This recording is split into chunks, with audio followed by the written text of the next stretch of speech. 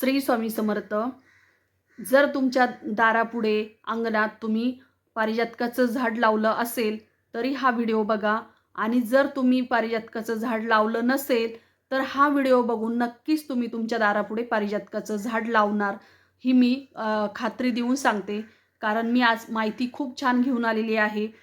तर असं म्हणतात की पारिजातकाचं झाड हे एक वृक्ष नसून तर ते एक रत्न आहे, जे समुद्र मंथनातून उत्पन्न झालेले आहे आणि पुढे इंद्रदेवाने ते स्वर्गलोकात जाऊन ते तिथे लावले असे म्हणतात. असे म्हणतात की स्वर्गलोकातली अप्सरा जेव्हा उर्वशी तिचं जे नर्तन करत असती आणि नर्तन करून झाल्यानंतर ती थकती, त्यावेळेस तिचा तो थकवा दूर जाण्यासाठी ती या पारिजातकाच्या झाडाला स्पर्श करत असती. त्यामुळे तिचा जो थकवा आहे तर तो दूर होत असतो. म्हणून ते पारिजातकाचं झाड इतकं महत्त्व आहे आणि त्याची थोडीशी मी तुम्हाला इंटरेस्टेड अशी कहाणी सांगणार आहे. तर एकदा म्हणजे हे झाड का लावतो आपण, त्याच्या मागचं काही महत्त्व आहे. तर एकदा देवर्षी नारदाने श्रीकृष्णाला पारिजातकाचे फूल हे भेट म्हणून दिली. तेव्हा श्रीकृष्णाला ती फुले खूप अतिशय आवडली. म्हणून त्याने काय केलं तर ते फुले त्याने ते रुक्मिणीला दिलं. रुक्मिणीला दिल्यानंतर रुक्मिणीने ती फुले पाहून ती खूप खुश झाली आणि हरवून गेली आणि तिने ते लगेचच आपल्या मध्ये गजरा करून मावळला. आणि ही बातमी सत्यभामेपर्यंत पोचली आणि तिला या गोष्टीचा खूप राग आला. म्हणून तिने श्रीकृष्णाजवळ हट्ट केला की मला हा वृक्ष आपल्या बागेमध्ये अंगणामध्ये हा लावायचा आहे आणि मला ती फुले पाहिजे आहे. परंतु हे झाड सत्यभामेच्या अंगणात लावलं आणि त्याची जी फुले आहे तर ती रुक्मिणीच्या अंगणात पडत असत. म्हणून तेव्हापासून आपण म्हणतो की पारिजातकाची झाडे ही दुसऱ्यांच्या अंगणात पडतात. तर त्यासाठी हे झाड खूप अतिशय महत्त्वाचं आहे आणि ह्या झाडाचे खूप चांगले गुणकारी फायदे पण आहेत. तर या झाडाची फुले ही नेहमी रात्रीच उमलत असतात.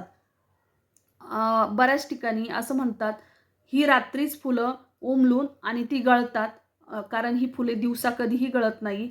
असे वाटते की हे झाड रात्रभर आपले फुलांचे अश्रू गाळत असतात, इतके ह्या फुलं पडत असतात.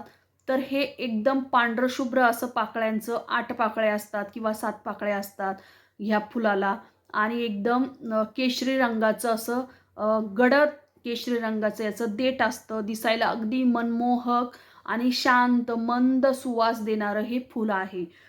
तर हे रात्रभर फुलतं आणि रात्रीच ते गळून पडतं. म्हणजे सूर्योदयाच्या अगोदर हे फुलं सगळीही गळून पडत असतात. जणू काही सूर्यदेवावरती याचा रागच आहे असं ते व्यक्त करतं. म्हणून ते रात्रीच गळून पडत असतात ही फुले. म्हणून तर या झाडाला द ट्री ऑफ सॉरो असं म्हणत असतात. आता हे झाड अगदी लोक हौसेने आपल्या घराभोवती आजूबाजूला किंवा काहींच्या दारापुढे फक्त पारिजातक आणि पारिजातकाचेच झाडं लावलेली असतात. कारण या झाडामुळे घरातील वातावरण प्रसन्न होत असतं. घरात शुभ लहरी आपल्या घरामध्ये येत असतात आणि त्याच्या मंद मंद सुवासाने एकदम छान वातावरण, प्रसन्न आजारी व्यक्तीही पटकन बरे होण्यास मदत होत असतात या फुलाच्या सुवासाने.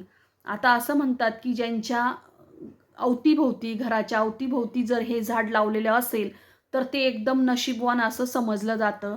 कारण हे झाड बाहेर लावण्यापेक्षा तुम्ही अगदी तुमच्या जर अंगणात लावलं तर त्याचा चांगला परिणाम तुमच्यावरती दिसून येतो. म्हणजेच तुमच्या घरातील जो वास्तुदोष असतो तर तो कमी होण्यास या झाडामुळे मदत होत असते.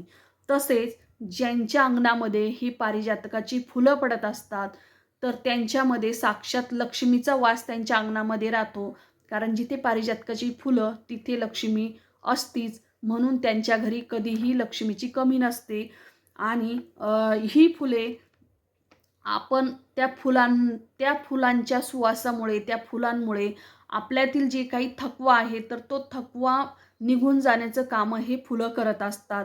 मन प्रसन्न करण्याचं काम हे फुलं करत असतात. तसेच आपल्याला दीर्घ आयुष्य लाभावे, दीर्घायुष्य देत असतात ही फुले, म्हणून आपल्या अंगणाच्या आजूबाजूला एक तरी पारिजातकाचं झाड असावं. आता याचे औषधीही बरेच गुण आहे. तर याचे औषधं तेलामध्ये या फुलांचा जर वापर केला जातो, तसेच यांचा हर्बल चहा जो असतो, तर त्या चहामध्ये या फुलांची पानं, फुलं टाकतात. त्यामुळे जे एखाद्या डेंग्यू झालेली व्यक्ती असेल, तर त्यांच्या हाडांचा खूप त्रास होत असतो त्यांना, तर ते यावरती या फुलांचा जर तेल करून लावलं आपल्या हाडांना, तर खूप पटकन ती व्यक्ती रिकवर होण्यास मदत होत असती. इतकी ताकद ह्या फुलांमध्ये आहे, ह्या झाडामध्ये आहे. म्हणजेच काय तर धार्मिक तर आहेच, परंतु औषधी याचं खूप चांगलं उपयोग आहे. त्यामुळे हा व्हिडिओ बघून तुम्ही नक्कीच एकतरी झाड तुमच्या दारापुढे, अंगणामध्ये पारिजातकाचं झाड असावं असं म्हणतात. कारण त्याचा सुवास हा एकदम छान मंद असतो. त्यामुळे घरातील वातावरण हे नेहमी प्रसन्न असतं.